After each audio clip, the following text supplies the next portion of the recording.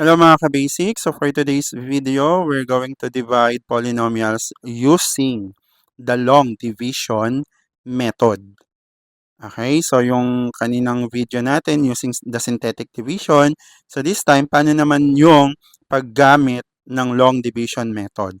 So the first thing na gagawin natin, by the way, kapag nagdi-divide tayo ng polynomials gamit ang long division method, ito yung para lang tayong nagdi-divide ng whole numbers.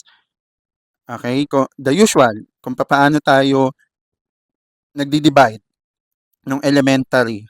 Okay? So dito, kopyahin natin yung numerator, which is yung x cubed plus 3x squared plus 3x plus 1.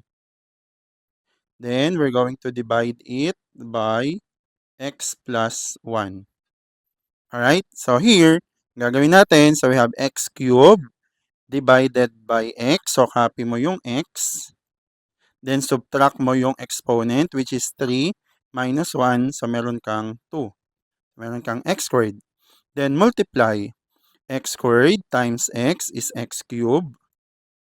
Then, x squared times 1 is positive x squared. Then, subtract. Minus. We have x cubed minus x cubed. So, cancel out.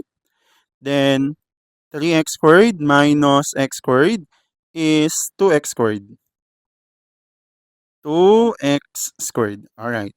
Then bring down positive 3x. So plus 3x. Then we have 2x squared divided by x. So we have positive 2. Then x squared divided by x is x.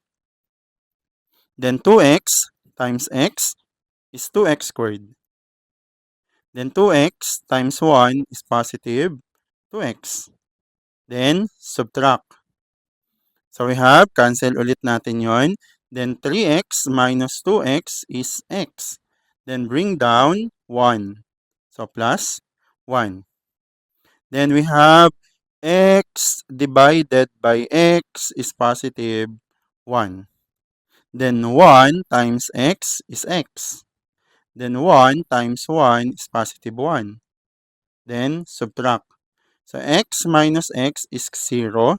Then 1 minus 1 is also equal to 0. So yung remainder mo ay 0. So therefore, the answer is x squared plus 2x plus 1. So ganun po tayo ng mga ka-basic, nagdi-divide ng polynomials gamit po yung tinatawag natin na long division method. Okay po mga ka-basic? So ganun lang siya kadali. Goodbye na muna. So see you again sa ating next video.